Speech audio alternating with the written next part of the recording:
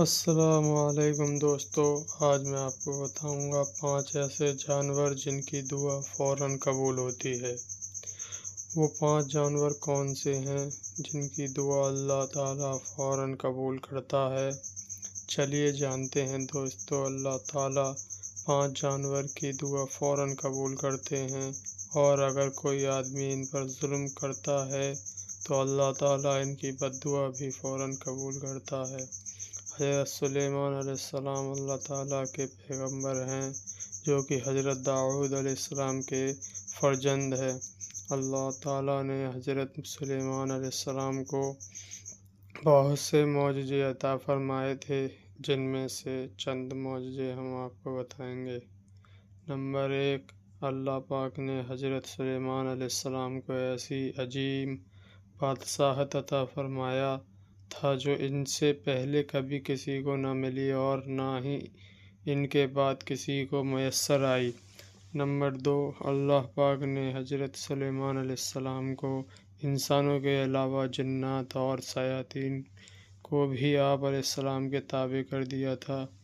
Number 3، اللہ پاک نے ہوا کو بھی حضرت سلیمان علیہ السلام کے تابع کیا تھا۔ حضرت سلیمان علیہ السلام اپنے تخت پر بیٹھ کر ایک ماہ کے مسافت کو صبح سے لے کر شام تک طے کر لیا کرتے تھے۔ نمبر 4، اللہ تعالیٰ نے ہر طرح کے جانور کو نہ صرف آپ علیہ السلام کا فرمانبردار کیا تھا بلکہ ان کی بولی سمجھنے کی صلاحیت بھی عطا فرمائی۔ دوستو، حضرت سلیمان علیہ السلام فرماتے ہیں کہ جانوروں اور پرندوں میں سے کچھ ایسے ہیں کہ جن کی دعا اور بد دعا اللہ تعالیٰ فوراً قبول کرتا ہے۔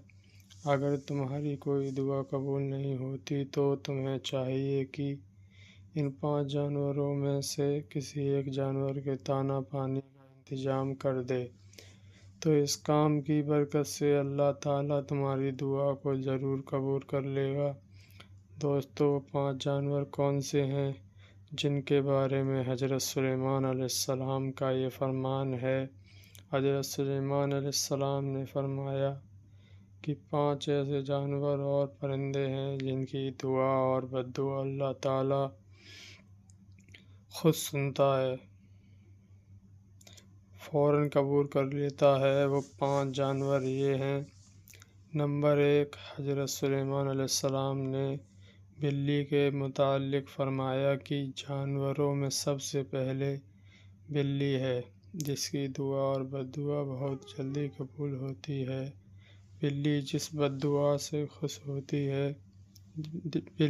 آدمی سے خوش ہوتی ہے اور دعا دیتی ہے تو وہ آدمی کامیاب ہو جاتا ہے، اور اگر بلی کسی کو بد دعا دے دے تو وہ برباد ہو جاتا ہے۔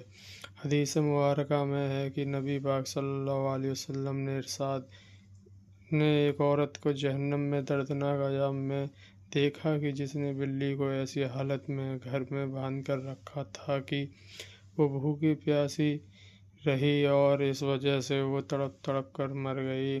اس لیے اگر تمہارے گھر میں بلی ہے تو اس کو مت مارو، اور ہو سکے تو اسے دودھ وغیرہ دے دیا کرو۔ نمبر 2، پھر حضرت سلیمان علیہ السلام نے فرمایا کہ چڑیا ایک ایسا پرندہ ہے جس کو اللہ تعالیٰ نے بے حد پسند فرمایا ہے۔ حضرت سلیمان علیہ السلام نے چڑیا کے بارے میں فرمایا کہ جب چڑیا صبح سویرے اٹھتی ہے تو یہ اللہ تعالیٰ کی حمد و ثنا کرتی ہے، اور چڑیا ایک بہت ہی بھولی بھالی پرندہ ہوتی ہے۔ ان میں ذرہ برابر بھی چالاکی اور ہوشیاری نہیں پائی جاتی۔ چڑیا اللہ تعالیٰ پر بہت بھروسہ رکھتی ہے، اور ان کا یقین ہے کہ جو رب ہمیں صبح نئی زندگی دیتا ہے تو وہ کھانے پینے کا بھی بندوبست کر دے گا۔ چڑیا جب صبح رزق کی تلاش میں جاتی ہے تو وہ کبھی خالی پیٹ نہیں لوٹتی، کیوں؟ انہیں اللہ پر یقین کامل ہوتا ہے کہ جو رب ہمیں سوتے ہوئے بھی پیڑ کی ٹہنیوں سے گرنے نہیں دیتا، وہ رب کیسے ہمیں خالی پیٹ رکھ سکتا ہے؟ یہ ہمارے لیے کافی ہے۔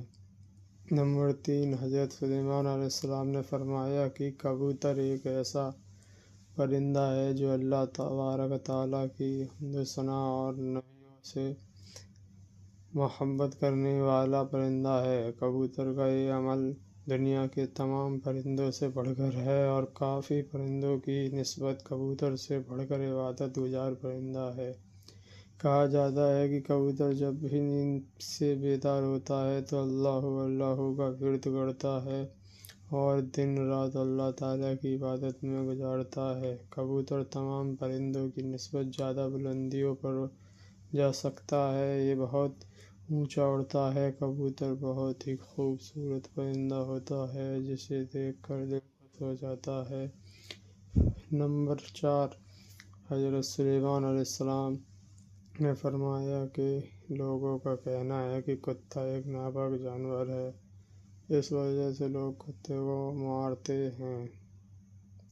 مارنے سے گناہ نہیں ملتا۔ تاریخ میں ایسے بے شمار واقعات موجود ہیں کہ کتے کو دکھ دیا تو کتے کی بد دعا سے اللہ تعالیٰ نے انہیں برباد کر دیا۔ اللہ تعالیٰ نے کتے کو مارنے والوں کو جہنم میں ڈال دیا، اور جن لوگوں نے کتے سے پیار کیا تو اللہ تعالیٰ نے ایسے لوگوں کی بخشش فرما دی۔ یہ جان لیجئے کہ قرآن پاک میں اصحاب کہف کا واقعہ موجود ہے جس میں کتے کا ذکر آیا ہے، اور اصحاب کہف کا کتا جو کہ اللہ تعالیٰ کے ولیوں سے محبت کی بنا پر جنت میں داخل ہوگا۔ کہ کتے کا تھوک ناپاک ہے، لیکن کتے کو ہاتھ لگانے سے وضو نہیں ٹوٹتا، مگر کتوں کو گھر میں رکھنا حرام ہے کیونکہ کتے فرشتوں کو دیکھ کر بھونکتے ہیں۔ یہی وجہ ہے کہ جس گھر میں کتے موجود ہوں تو اس گھر میں رحمت کے فرشتے داخل نہیں ہوتے۔ نمبر 5، حضرت سلیمان علیہ السلام نے فرمایا کہ ہم چیونٹی کو ایک عام سا جانور سمجھتے ہیں اور اسے پاؤں تلے رون دیتے ہیں۔ آپ علیہ السلام فرمانے لگے کہ ہم سب اگر چیونٹی کی اہمیت کو جان لیں تو کبھی بھول کر بھی چیونٹی کو نہیں ماریں گے۔ قرآن کریم میں سورہ نمل مکمل طور پر چیونٹیوں کے بارے میں ہی ہے۔ قرآن پاک میں ہی یہ واقعہ بھی موجود ہے کہ حضرت سلیمان علیہ السلام اللہ تعالیٰ کے نبی تھے۔ اللہ تعالیٰ نے پوری دنیا کی حکومت انہیں عطا فرمائی۔ حضرت سلیمان علیہ السلام اور ان کے لشکر کا گزر ایک ایسے علاقے سے ہوا جہاں چیونٹیوں کی بستی تھی۔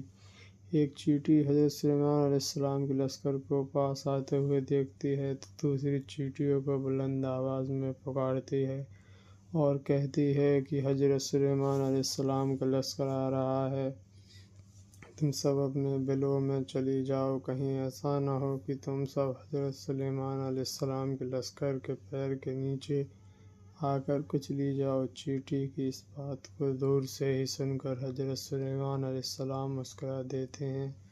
چیونٹیاں بھی انسانوں کی طرح ہی اپنی زندگی بسر کرتی ہیں۔ جدید ریسرچ میں بھی یہ بات ثابت ہوتی ہے کہ چیونٹیوں کی بستی ہوا کرتی ہے۔ چیونٹیاں بستیوں میں اس طرح رہتی ہیں جیسے انسان اپنے معاشرے میں رہتے ہیں۔ حضرت سلیمان علیہ السلام نے ارشاد فرمایا کہ جو کوئی بھی چیونٹیوں کو مارتا ہے تو اللہ تعالیٰ اس سے رزق کی دولت چھین لیتا ہے۔ اگر کوئی چیونٹی انجانے میں پاؤں کے نیچے آ کر مر گئی تو وہ ایک الگ بات ہے، لیکن کبھی بھی جان بوجھ کر چیونٹیوں کو نہیں مارنا چاہیے، اور اگر تم یہ غلطی جان بوجھ کر کرو گے تو رزق سے ہاتھ دھو بیٹھو گے، اور اگر کوئی چیز آپ کے ہاتھ سے گر جائے تو اسے چیونٹیوں کے لیے رہنے دیا کریں، اس طرح وہ آپ کو دعا دے گی جس سے اللہ تعالیٰ آپ کے رزق میں اضافہ کریں گے۔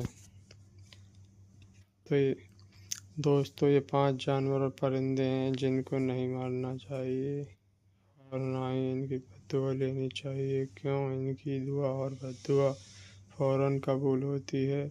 دوستو، کسی ایسے جانور کو نہ مارو جو تمہیں نقصان نہیں پہنچاتے۔ اللہ تعالیٰ سے دعا ہے کہ اللہ پاک ہم سب کو